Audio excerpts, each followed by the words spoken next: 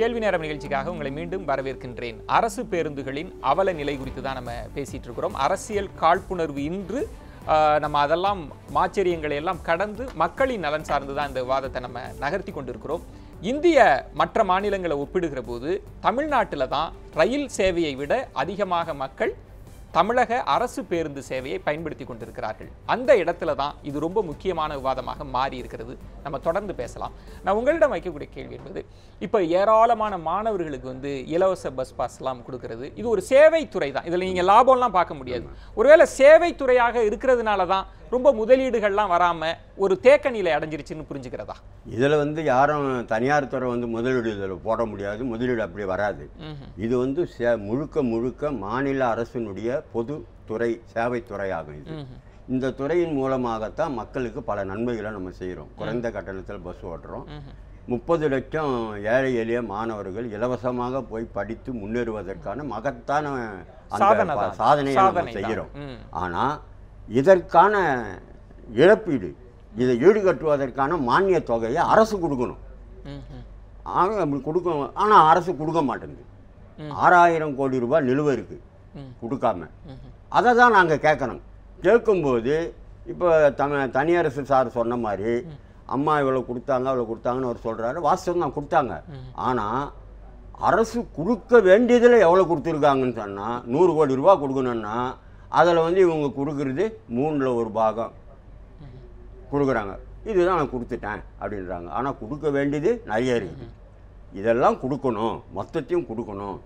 தொழிலாளர்களது சேமிப்பு பணம், எங்கள் ப்ராவிடன்ட் ஃபண்டு, எங்கள் கிராஜுவிட்டி, இதெல்லாம் 5000 கோடி ரூபாய் எடுத்து போக்குவரத்து கழகங்கள் செலவு பண்ணிடுது. ஏன்னா கழகத்துக்கு பணம் இல்லை, நிதி நெருக்கடி இருக்குது. எல்லா கழகங்களும் நிதி நெருக்கடி, சம்பளம் கொடுக்க முடியல. 1ஆம் தேதி ஆனால் எல்லா தொழிலாளிகளும் சம்பளம் கிடையாது. போக்குவரத்தில் சில டெப்போங்களில் 1ஆம் தேதியிலேருந்து 20ஆம் தேதி வரைக்கும் கொஞ்சம் கொஞ்சமாக சம்பளம் தரோம். இது முக்கியமான இடம். இந்த நிதி நெருக்கடி அப்படின்றது இந்த பிரச்சனை என்பது கச்சா எண்ணெயோட தொடர்பு. பெட்ரோல் விலை ஏறிக்கொண்டே இருக்கிறது, நாங்கள் டிக்கெட் விலையை ஏற்றாமல் இருக்கோம் அப்படின்றதான் அரசு கிளைம் பண்ணிட்டே இருக்கிறாங்க. இந்த நிதி நெருக்கடியை நம்ம மீண்டு வரது எப்படி அப்படின்றதெல்லாம் நம்ம பேசலாம். ஒரு நேயர் காத்திருக்கிறார், திரு மகேஷ் மேல்மருவத்தூரிலிருந்து காத்திருக்கிறார். வணக்கம் மகேஷ். வணக்கம் சார். மகேஷ், இந்த பிரச்சனையை நீங்க எப்படி பார்க்குறீங்க? உங்க ஊர்ல பேருந்துகளினுடைய அவல நிலையெல்லாம் பார்த்திருக்கலாம். இதை நான் அடுத்த கட்டத்துக்கு நகர்த்த விரும்புறேன். இந்த பிரச்சனையினுடைய மையமாக நீங்க எதை பார்க்குறீங்க? இந்த பிரச்சனைக்கு முக்கிய காரணமா இந்த அரசு ஊழியர்களும் ஓட்டுநர்களும் காரணம் இல்ல, ஆட்சியாளர்கள் தான் காரணம். முக்கியமா அரசு சம்மேளன சார்பாக அவர் 100 கோடியில 3ல் 1 பங்கு தான் கொடுக்குறாங்க. தேவையான நிதியில 3ல் 1 கொடுத்தாங்க. ஆனா அரசு பப்ளிசிட்டி பண்ணிக்கிறாங்க, நாங்க இவ்வளவு ஒதுக்கிட்டோம் இவ்வளவு சொன்னாங்க. ஆனா தேவைக்கு 3ல் 1 பங்கு தான் ஒதுக்கி இருக்காங்க. அடுத்து தனியரசு அவர்கிட்ட ஒரு கேள்வி கேட்கலாம்னு இருக்கு. சொல்லுங்க மகேஷ். தனியரசு ஐயா தமிழ்நாட்டுல தான் இருக்காரா இல்ல வேறு மாநிலத்திலிருந்து நேரடியா இங்க வந்துட்டாரா? இல்ல, தமிழகத்தினுடைய சட்டமன்ற உறுப்பினர், சட்டமன்றத்துல தமிழக நிலவரங்கள் எல்லாம் பேசக்கூடிய மனிதர். அவர் பேசுறத பார்த்தாக்க அப்படிதான் இருக்கு ஐயா.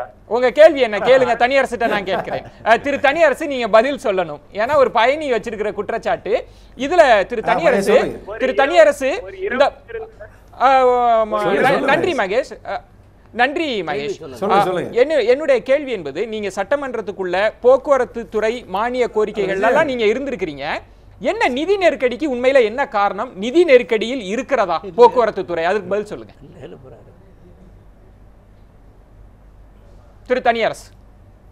இல்லையா, இப்ப நீங்க இப்ப இந்த ஆண்டினுடைய போக்குவரத்து துறையினுடைய 2014 2015க்கான மாநில போக்குவரத்து துறைக்கான கொள்கை விளக்க குறிப்பில் 4 ஆண்டுகளில் 4818 கோடி ரூபாயை போக்குவரத்து துறைக்காகவே அள்ளி கொடுத்த அரசு புரட்சித் தலைவர் அம்மானுடைய அரசு.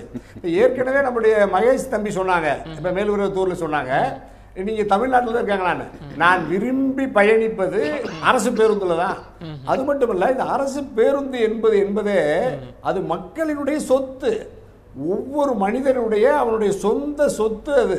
இல்ல அது வந்து தனியார் அரசாங்கம், அரசு எனக்கு போக்குவரத்து புரியுது. கழகம் நம்ம என்பது இன்னும் கூட கூர்மைப்படுத்திடலாம். மக்களுக்கான நம்ம சேவைத்துறை அது எனக்கு அதில் பணியாற்றக்கூடிய நடத்துனர்கள், இல்ல ஓட்டுநர்கள், திரு தனியரசு, நம்ம இன்னும் கூட கூர்மை, நம்ம தீர்வு பகுதிக்கு வந்துட்டோம். இன்னும் இங்க பாருங்க, கூர்மைப்படுத்துகிறேன். பணி இல்ல நீங்க போக்குவரத்து துறை மானிய கோரிக்கை விவாதத்துல போக்குவரத்து துறை அமைச்சர் பேசுவதை போலவே நீங்க பேசுறீங்க, அடுக்குறீங்க பட்டியலை.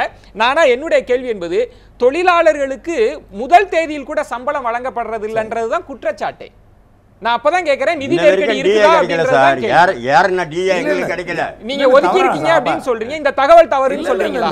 இல்ல சிஐடியினுடைய இல்ல சொல்லுங்க தனியரசு, சொல்லுங்க தனியரசு. இல்ல மார்க்சிஸ்ட் கம்யூனிஸ்ட் கட்சியினுடைய தொழிற்சங்கத்துடைய துணைத் தலைவர் சந்தரண்ணன் தவறான தகவலை சொல்றாங்க. மிகச்சரியாக 1ஆம் தேதி மிகச்சரியாக சம்பளம் கொடுக்கப்படுகிறது. அப்படி எங்க கொடுக்கப்படலைன்னு சொல்லுங்க, உடனடியாக நிவர்த்தி செய்யப்படும். அது மட்டுமல்ல, 2010 பல கழகங்கள்ல இதுதான் வரை ஓய்வு சென்னையில மட்டும்தான் 14,089 ஓய்வூதியாளர்களுக்கு 292 கோடி ரூபாயை கொடுத்த அரசு. முந்தைய திராவிட முன்னேற்ற கழக அரசு போக்குவரத்து துறையை மிகுந்த முடக்கி வைத்திருந்தது.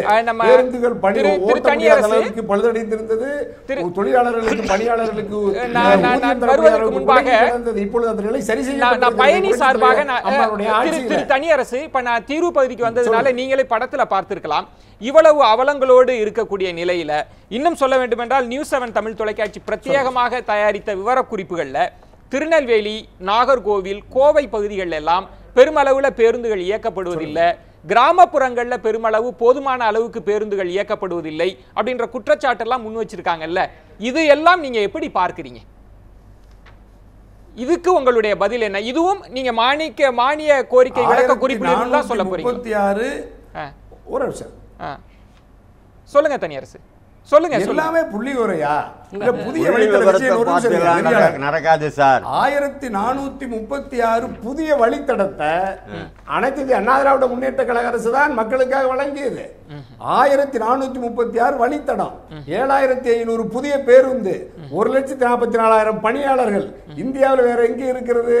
இந்தியாவிலேயே அரசு பேருந்தை அதிகமாக பயன்படுத்துகிற, நம்பிக்கையோடு பயன்படுத்துகிற, குடும்பமாய் பயணிக்க தகுதியுள்ள பாதுகாப்பான ஒரே போக்குவரத்து துறை தமிழ்நாட்டினுடைய அரசு போக்குவரத்து கழகம் தான். ஒரு நேயர் நம்ம இணைப்புல வந்திருக்கிறார். அதுல தனியார் பேருந்துல போனா நீங்க காதலிக்கிறதுக்கு வாய்ப்பு இருக்கு. கந்தசாமி அவர்கள் இணைப்புல காத்திருக்கிறார். அரசு பேருந்து மட்டும் தான் நம்பி. வணக்கம் வணக்கம். தமிழ்நாடு அரசு போக்குவரத்து ஈரோட்டில இருந்து பேசுறேங்க. சொல்லுங்க கந்தசாமி, இதுல தீர்வாக நீங்க என்ன நினைக்கிறீங்க? ரொம்ப சிறப்பாக செயல்படுது அப்படின்றதுதான் தனியரசினுடைய வாதமா இருக்கு. நீங்க எப்படி பார்க்கறீங்க? ஹலோ, நான் வந்துங்க அதை பத்தி சொல்ல வரலைங்க. நீங்க சொல்றீங்க அரசு போக்குவரத்துல டிரைவர் கண்டக்டர் வந்து சரியில்லாம நடத்துறாங்க அப்படின்னு சொல்றீங்க. நாங்க வந்து எப்படின்னாங்க, நான் ஒரு கண்டக்டர் முடிவு சொல்றேங்க. வந்து மழை காலத்துல வண்டி ஒழுங்கு சொல்லி நாங்க வண்டி பப்ளிக் எங்களுக்கு சண்டைக்கு வர்றாங்க, கண்டக்டர் டிரைவர் சண்டைக்கு வர்றாங்க பப்ளிக். நாங்க வண்டிக்கு கொஞ்சம் பிராஞ்சில் விட்டதுக்கு அங்க இருக்கிற கிளை மேலாளர் என்ன பண்றாங்க, இதை சமாளிச்சு ஓட்ட முடியலையா, பப்ளிக் கிட்ட சமாளிச்சு ஓட்ட முடியல, ஏழையா டிரைவர் இருக்கிறேன், டிரைவருக்கு நேற்று வண்டி விட்டு இறக்கி விட்டுறாங்க.